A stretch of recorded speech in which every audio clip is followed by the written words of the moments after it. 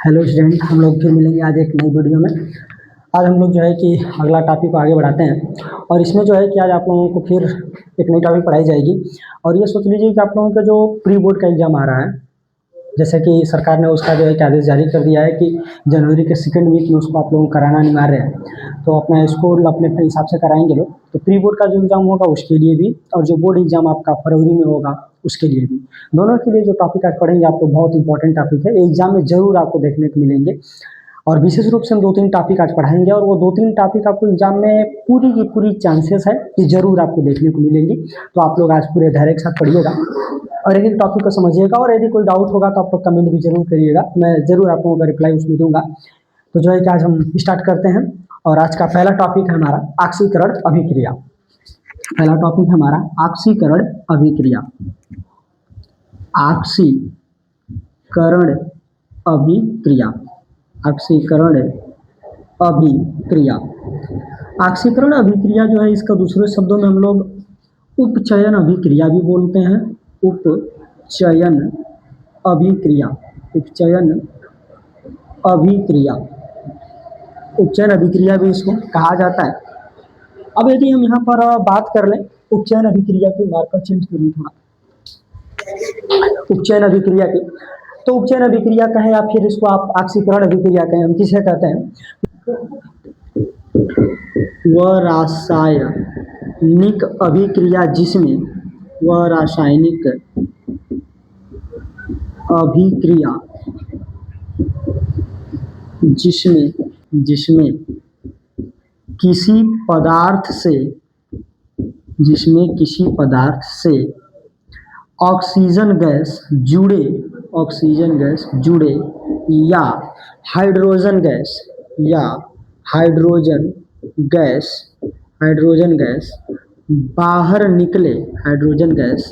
बाहर निकले तो इस प्रकार की अभिक्रिया को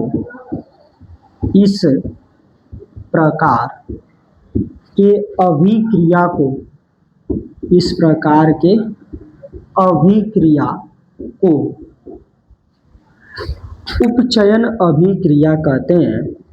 उपचयन अभिक्रिया कहते हैं।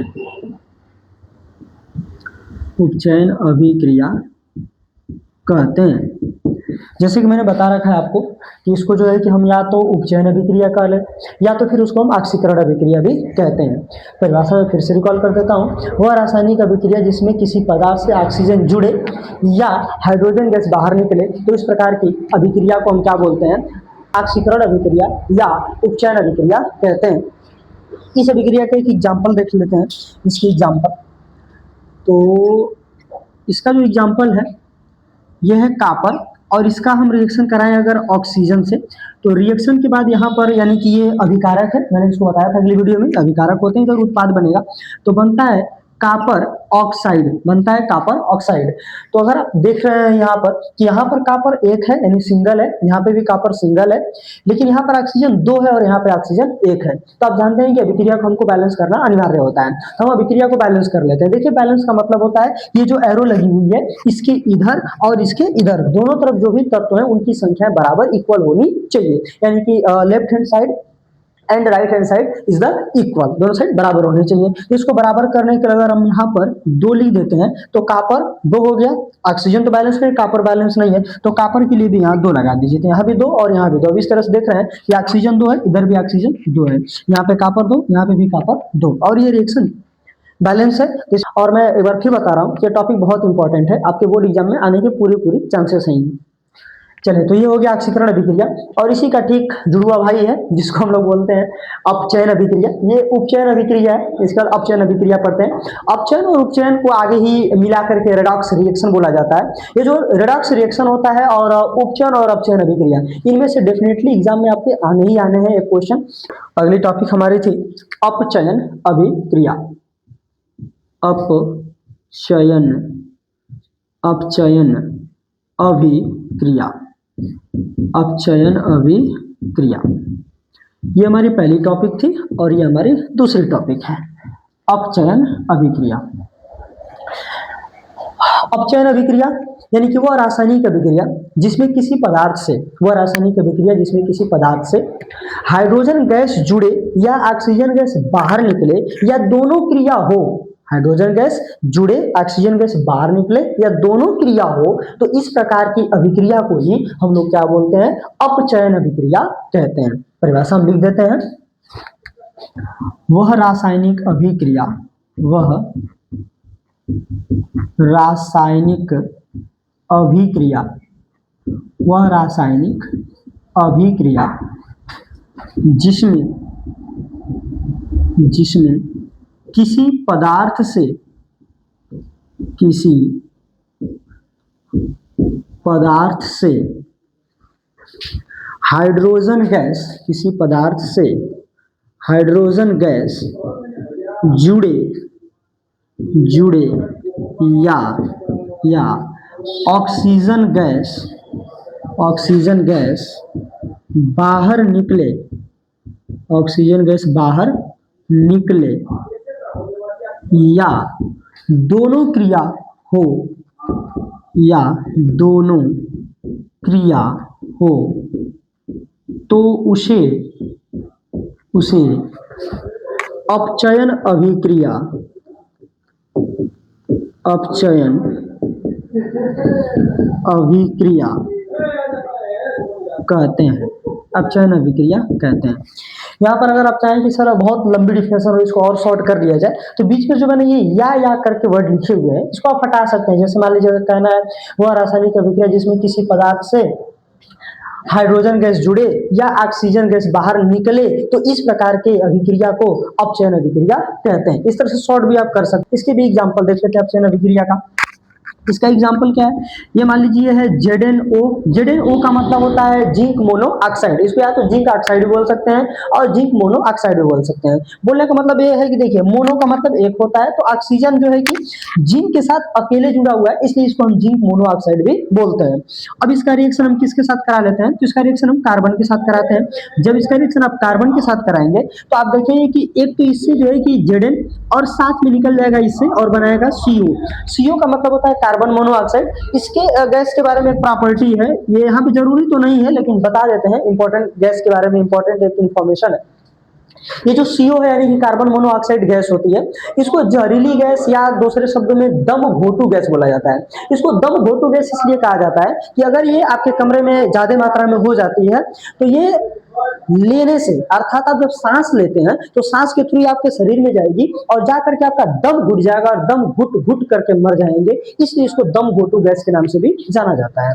इसको दम घोटू गैस भी बोलते हैं, दम घोटू गैस, इसको दम घोटू गैस भी कहते हैं। रीजन मैंने बता दिया है कि सांस लेने से ये अंदर चली जाएगी और हमारा दम घुट के मर जाएंगे, इसलिए इसको दम घोटू गैस बोलते हैं।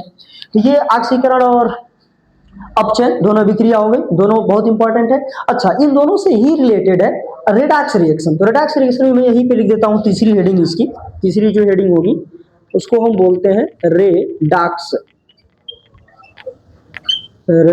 अभिक्रिया। अब ये जो रेडॉक्स अभिक्रिया होती है, रेडॉक्स अभिक्रिया कुछ अलग सी कोई ये अभिक्रिया नहीं है, बल्कि ये जो रेडॉक्स अभिक्रिया है, ये जो अभी आप पढ़े ऊपर उपचयन अभिक्रिया और यहाँ पर जो ये पढ़े आप अपचयन अभिक्रिया, तो वह रासायनिक अभिक्रिया जिसमें उपचयन तथा अपचयन, वह रासायनिक अभिक्रिया जिसमें उपचयन तथा अपचयन दोनों अभिक्रिया हो, तो उस प्रकार की अभिक्रिया को ही रेडॉक्स अभिक्रिया कहा जाता है। तो बताएंगे वह रासायनिक अभिक्रिया, मैं यहाँ पे शॉर्ट फॉर्म यूज कर देता हूँ, वह रासायनिक अभिक्रिया जिसमें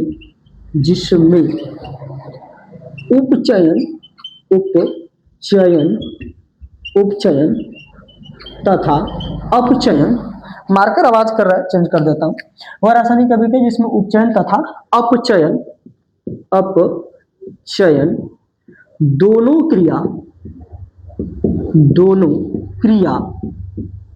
क्रिया एक साथ हो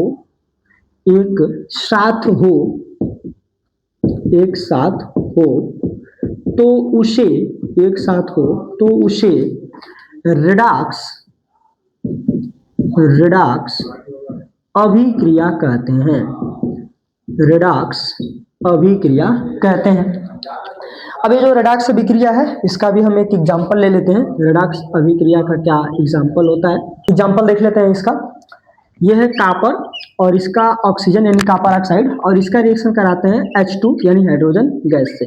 जब इसका इसके साथ रिएक्शन होता है तो देखिए क्या बनता है, यहाँ पे जो है कि ये कॉपर अलग हो जाएगा और साथ में जो है कि आपका H2O यानी कि जल बनेगा।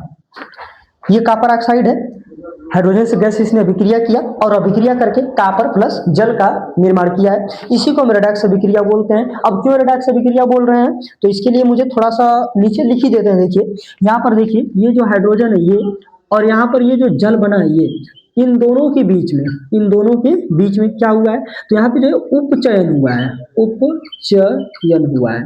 यहाँ पर उपचयन हुआ है। कैसे पता चल रहा है कि उपचयन हुआ है, तो देखिए इस हाइड्रोजन में ऑक्सीजन है नहीं, लेकिन यहाँ पर हाइड्रोजन से ऑक्सीजन जुड़ गया है। इसका मतलब जब ऑक्सीजन का योग होता है, ऑक्सीजन जुड़ता है, तो उसको हम उपचयन अभिक्रिया बोलते हैं।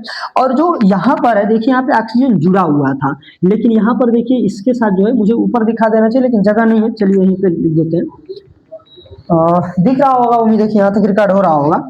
तो यहाँ पर और इसके पास, इन दोनों में, यहाँ पर अगर आप देख रहे हैं कि यहाँ पर ऑक्सीजन है, यहाँ पर ऑक्सीजन है, लेकिन यहाँ पर ऑक्सीजन नहीं है, यानी ऑक्सीजन यहाँ से क्या हुआ है, बाहर निकल गया है। और जब बाहर निकल गया है यानी कि कौन सी अभिक्रिया हुई है, अपचयन अभिक्रिया हुई है। देखिए परिभाषा में लिखा गया ऑक्सीजन गैस बाहर निकले, तो यहाँ पर ऑक्सीजन गैस क्या हो रही है, इससे बाहर निकल रही है। तो यहाँ पर जो है कि अपचयन हुआ है, अपचयन हुआ है। तो यहाँ पर जो है कि अपचयन हुआ है। तो ये दोनों क्रिया एक ही साथ होती है, उपचयन और अपचयन, तो उसी को हम क्या बोलते हैं, रेडॉक्स रिएक्शन कहते हैं। बाकी बहुत शॉर्ट में अगर लिखना है तो सिंपल सा लिख सकते हैं आप कि जब ऑक्सीकरण तथा अपचयन दोनों एक ही साथ हो तो उसे हम रेडॉक्स अभिक्रिया कहते हैं। और ये जो तीनों टॉपिक मैंने आपको जो पढ़ाया है, सबसे पहले आपको पढ़ाया उपचयन, दूसरा पढ़ाया अपचयन और तीसरा पढ़ाया रेडॉक्स रिएक्शन। इंपॉर्टेंट है, याद रखिएगा, जरूर एग्जाम में आपके आएंगे। आप लोग साल भर लगे होते हैं, साल भर के बाद एक दिन आपका रिजल्ट आना होता है, और उस रिजल्ट के लिए आपके रिश्तेदार, आपके घर वाले, भाई बहन, आप बहुत बेसब्री से इंतजार करते हैं। और जिस दिन रिजल्ट आता है उस दिन लोग ये नहीं पूछते कि आपने क्या किया, कितना मेहनत किया, बस ये पूछते बाबू आपका कितना नंबर आया। कोई ये नहीं पूछ सकता है कि आप क्या किए, कैसे किए, आ रहा था, नहीं आ रहा था, दिन रात मेहनत किए थे, नहीं किए थे, किसी से कोई लेना देना नहीं है। सिंपल से सबको बस मतलब होता है कि हमारे कितने मार्क्स आपके आए हुए हैं, बस उनको इससे मतलब होता है। इसलिए आपके एग्जाम बोर्ड में जब आप बैठेंगे, आपके साथ बहुत लोग बैठेंगे, बहुत बच्चे बैठेंगे, और उन सबसे आपको कंपीट करना है। जब उन सबसे आप कंपीट कर देंगे तब जाकर के आपका कहीं नाम आएगा। अदरवाइज याद रखिएगा कि बस दो ही लोगों का नाम होता है, या तो जो सबसे आगे होता है या तो जो सबसे पीछे होता है। बीच में कौन है, इससे किसी से कोई लेना देना नहीं है। ना आपका नाम कोई याद रखेगा और ना आप कभी जाने जाएंगे। चलिए हम लोग इसी के साथ अपने वीडियो को समाप्त करते हैं। हम लोग फिर मिलेंगे नेक्स्ट वीडियो में, तब तक के लिए like share and subscribe. Thank you.